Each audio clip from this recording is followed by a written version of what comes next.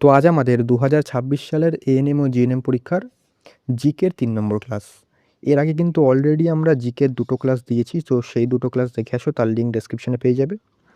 তো যারা আমার ক্লাসে নতুন তাদের বলে দিই, আমরা 2026 সালের যে এএনএম জিএনএম পরীক্ষা হবে তাকে টার্গেট করে জেনারেল নলেজটা কিন্তু সম্পূর্ণ কভার করছি। কীভাবে কভার করছি? প্রিভিয়াস ইয়ারের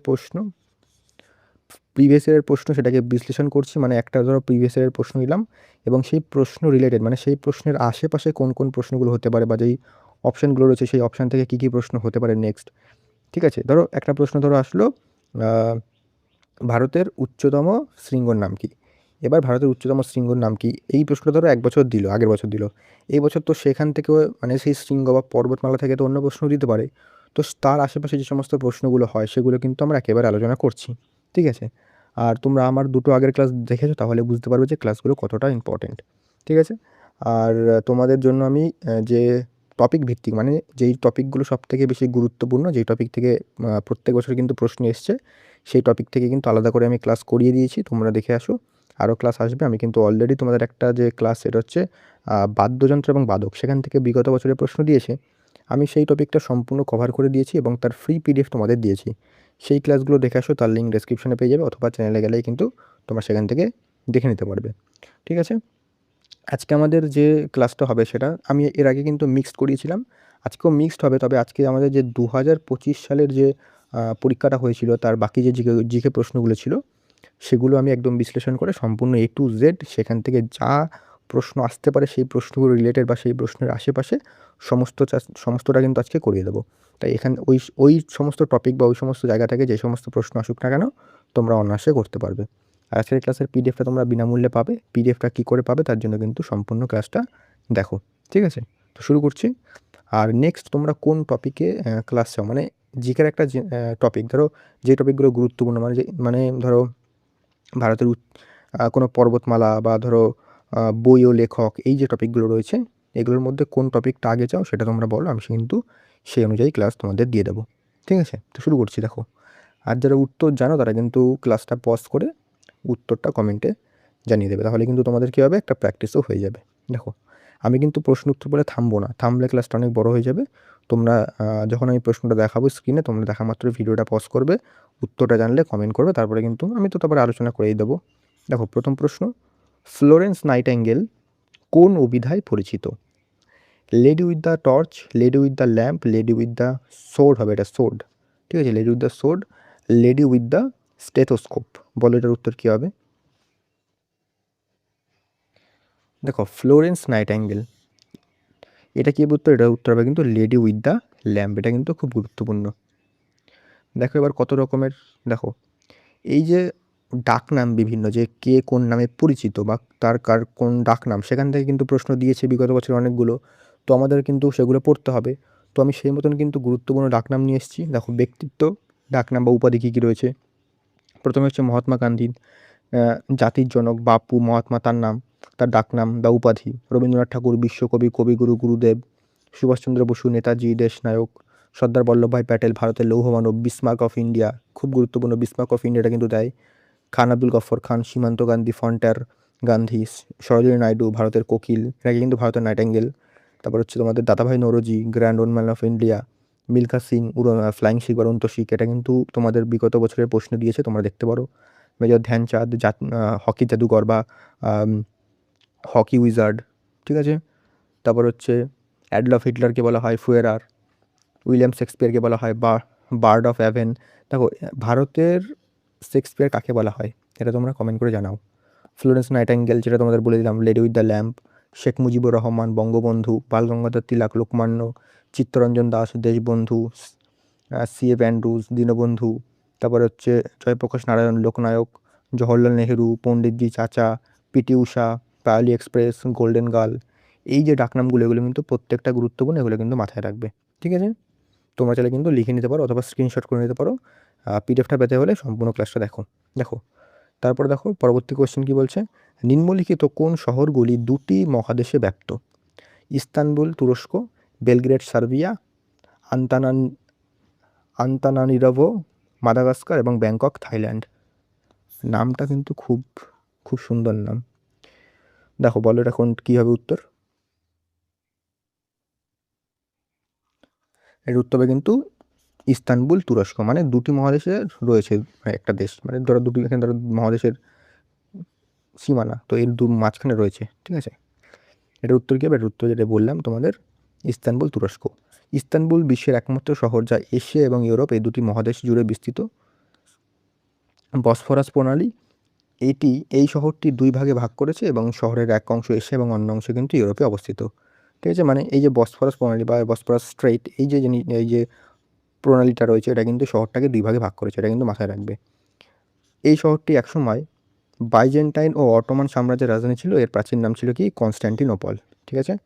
বেলগ্রেড সার্বিয়া সম্পর্কে দেখে নিই। এটা হচ্ছে সার্বিয়ার রাজধানী। এটি দানিউব ও সাভা নদীর সঙ্গমস্থলে অবস্থিত এবং এটি শুধুমাত্র ইউরোপ মহাদেশে অবস্থিত। তারপরে আন্তানারিভো মাদাগাস্কার, এটি যে মাদাগাস্কার রাজধানী। মাদাগাস্কার হলো আফ্রিকা মহাদেশের অন্তর্গত ভারত মহাসাগর একটি দ্বীপদেশ। ব্যাংকক থাইল্যান্ড, এটি থাইল্যান্ডের রাজধানী। এটি দক্ষিণ পূর্ব এশিয়া মহাদেশে অবস্থিত। একে প্রাচ্যের ভেনিস বলা হয়, ঠিক আছে। তো এগুলো কিন্তু মাথায় রাখবে।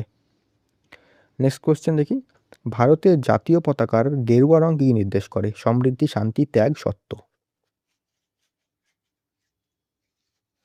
এটার উত্তর কী হবে? গেরুয়া রং কী নির্দেশ করে? আমরা জানি যে আমাদের জাতীয় পতাকা যে রং রয়েছে সেগুলো কিন্তু প্রত্যেকটা রং এক একটা জিনিসকে নির্দেশ করে। তো সেখানেই বলছে যে গেরুয়া রং কী নির্দেশ করে। এটার উত্তর কী হবে? এটার উত্তর হবে কিন্তু অপশন নাম্বার গ, ত্যাগ নির্দেশ করে, ঠিক আছে। দেখো এবার গেরুয়া রং সেটা বললাম সাহস এবং ত্যাগ নির্দেশ করে। সাদা শান্তি সত্যের প্রতীক। সবুজ বিশ্বাস, শৌর্য এবং দেশের সমৃদ্ধি উর্বরতার প্রতীক। এগুলো কিন্তু মাথায় রাখবে। এবার জাতীয় পতাকা সম্পর্কে আমরা একটু জেনে নিই। দেখো নকশা কে তৈরি করেন জাতীয় পতাকার? পিঙ্গালি ভেঙ্কাইয়া। এটা কিন্তু মাথায় রাখবে, এখান থেকে প্রশ্ন দিতে পারে। অশোক চক্র, পতাকার মাঝখানে সাদা রঙের ওপর নেভি ব্লু রঙের একটা চক্র থাকে। তোমরা জানো আমাদের পতাকা এই যে মাঝখানে আমরা জানি একটা চক্র থাকে, এটাকে অশোক চক্র বলে। এটা হচ্ছে 24টি কিন্তু দণ্ড থাকে, এটা কিন্তু মাথায় রাখবে, কিন্তু 24টি দণ্ড কিন্তু এর মধ্যে থাকে। এটি ধর্মচক্র বা সময়ের গতিশীলতার প্রতীক। দৈর্ঘ্য প্রস্থ বলে যদি বলে অনুপাত কত? এটা হচ্ছে 3:2, ঠিক আছে। এটা কিন্তু পরীক্ষায় দেয়, এই পুলিশের পরীক্ষায় কিন্তু এটা এসছে রিসেন্টলি, তো এইটা কিন্তু মাথায় রাখবে। সংবিধানে মানে কবে গ্রহণ করা হয় এই পতাকাকে? 1947 সালের 22শে জুলাই ভারতের গণপরিষদ জাতীয় পতাকা কিন্তু গ্রহণ করে। এগুলোও কিন্তু মাথায় রাখবে, ঠিক আছে। তারপরে দেখো দুটো গুরুত্বপূর্ণ পয়েন্ট। মাদাম ভিকাজি কামা, তিনি 1907 সালে জার্মানির স্টুটগার্টে প্রথম বিদেশি মাটিতে ভারতের পতাকা কিন্তু উত্তোলন করেন। সর্বোচ্চ স্থান ভারতের তেরঙ্গা পতাকা প্রথম মাউন্ট এভারেস্টে ওড়ানো হয় কবে? 29শে মে 1953 সালে তেনজিং নরগে তিনি কিন্তু এই পতাকা উত্তোলন করেন মাউন্ট এভারেস্টে, ঠিক আছে। তারপরে দেখি আমরা পরবর্তী প্রশ্ন, প্রথম এশীয় হিসাবে নোবেল পুরস্কার জয় করেন কে? এই প্রশ্নটা হয়তো আমি আগে দিয়েছি, তাও একবার দিলাম, কোনো ব্যাপার না, প্র্যাকটিস হয়ে যাবে। বলে প্রথম বলছে প্রথম এশীয়, এখানে এশীয়তে এটা হবে, ঠিক আছে। প্রথম এশীয় হিসেবে কে নোবেল পুরস্কার জয় করেন?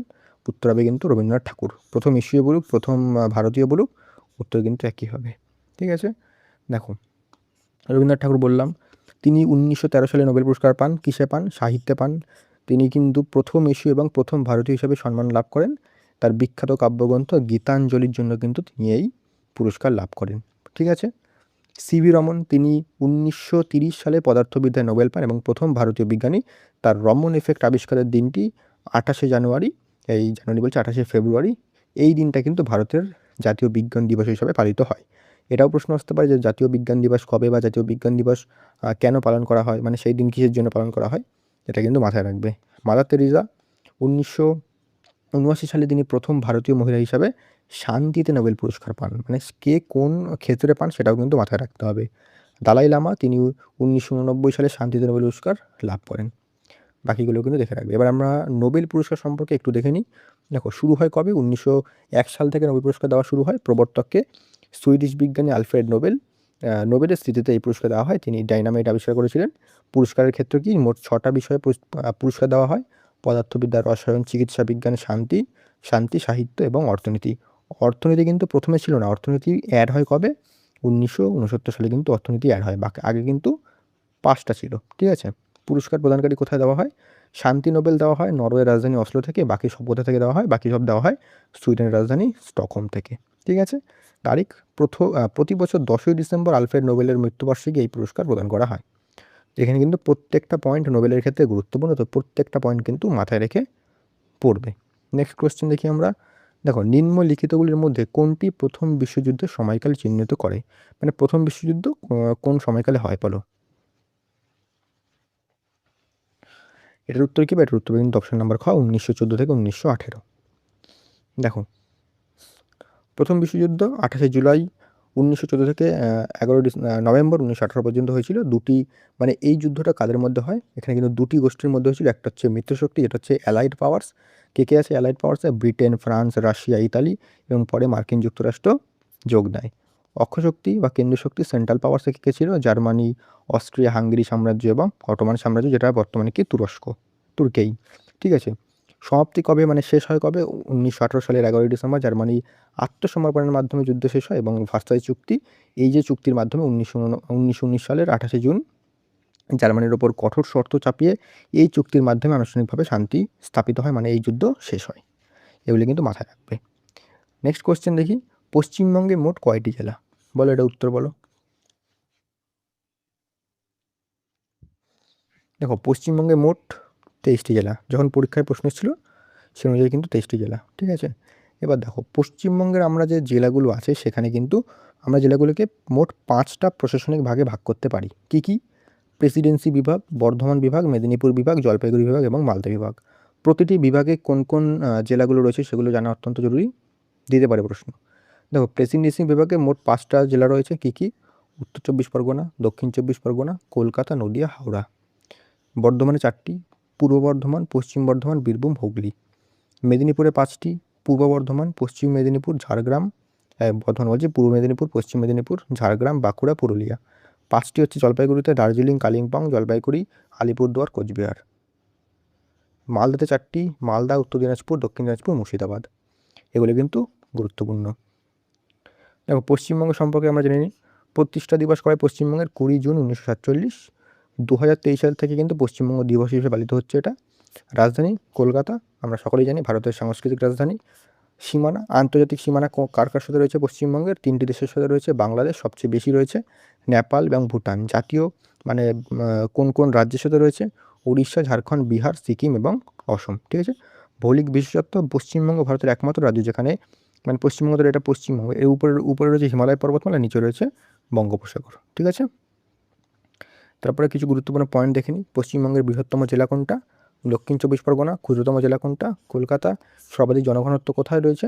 উত্তর হবে কলকাতা জেলা। জনসংখ্যা অনুযায়ী কিন্তু উত্তর চব্বিশ পরগনা বৃহত্তম। জনঘনত্ব আলাদা, জনসংখ্যা আলাদা। ঠিক আছে। ঘনত্ব মানে হচ্ছে প্রতি বর্গ কিলোমিটারে কতজন মানুষজন বসবাস করে, সেটাতে কলকাতা সবচেয়ে বেশি। আর যেগুলো সবচেয়ে বেশি জনসংখ্যা কোথায়, সেটা হচ্ছে উত্তর চব্বিশ পরগনা। আলিপুরদুয়ার 2014 সালে জলপাইগুড়ি ভেঙে তৈরি হয়। কালিম্পং 2017 সালে দার্জিলিং ভেঙে তৈরি হয়। ঝাড়গ্রাম 2017 সালে পশ্চিম মেদিনীপুর ভেঙে তৈরি হয় এবং পশ্চিম বর্ধমান 2017 সালে বর্ধমান ভেঙে তৈরি হয়। প্রত্যেকটা পয়েন্ট কিন্তু এখানে গুরুত্বপূর্ণ। তো এই ছিল মোটামুটি আজকে তোমাদের প্রশ্ন। দেখো খুব অনেক প্রশ্ন নেই, কারণ আমি কি বললাম এটা হচ্ছে 2025 সালে যেই প্রশ্নগুলো বাকি ছিল। আমি এর আগে 2-3টে প্রশ্ন এখান থেকে নিয়েছিলাম মিক্সড করে। তো 2025 সালে বাকি যে প্রশ্নগুলো ছিল, যেই প্রশ্নগুলো বাকি ছিল সেগুলো আমি বিশ্লেষণ করে তোমাদের একদম সেই আশেপাশের প্রশ্নগুলো বা তথ্যগুলো দিয়ে একদম আলোচনা করে দিলাম। আর এগুলো কিন্তু প্রত্যেকটা গুরুত্বপূর্ণ। আর পিডিএফে তোমরা কোথায় পাবে? পিডিএফের জন্য তোমাদের কী করতে হবে? চ্যানেলটাকে সাবস্ক্রাইব করে আমাদের টেলিগ্রামের লিঙ্ক ডেসক্রিপশনে দিয়ে রেখেছি, সেখানে জয়েন করে পিডিএফটা কিন্তু সম্পূর্ণ বিনামূল্যে নিয়ে তোমরা প্র্যাকটিস করতে পারবে। এরপরে আমাদের 2024 যে পরীক্ষাটা হয়েছিল তার সমস্ত প্রশ্ন নিয়ে আমরা এভাবেই কিন্তু আলোচনা করে দেবো। আর যখন একবার আমাদের প্রিভিয়াস ইয়ারের প্রশ্নগুলো শেষ হয়ে যাবে, তারপরে আমরা মিক্স জিকে নর্মালি প্র্যাকটিস তো করবোই, তার পাশাপাশি আমি যেটা বললাম গুরুত্বপূর্ণ টপিকগুলো আমি একে একে করে আলোচনা করে ক্লাসগুলো কিন্তু শেষ করব। আর তোমাদের কোন কোন টপিকগুলো সবথেকে বেশি গুরুত্বপূর্ণ, যেগুলো সবার প্রথমে পড়তে হবে, সেগুলো কিন্তু আমি একটা লিস্ট তোমাদের অলরেডি দিয়ে দিয়েছি। তার ভিডিওটা দেখে এসো এবং লিস্টটা তোমরা আমাদের টেলিগ্রামে পেয়ে যাবে। ঠিক আছে। তো আজকে এতটাই রাখলাম, দেখা হচ্ছে নেক্সট ক্লাসে।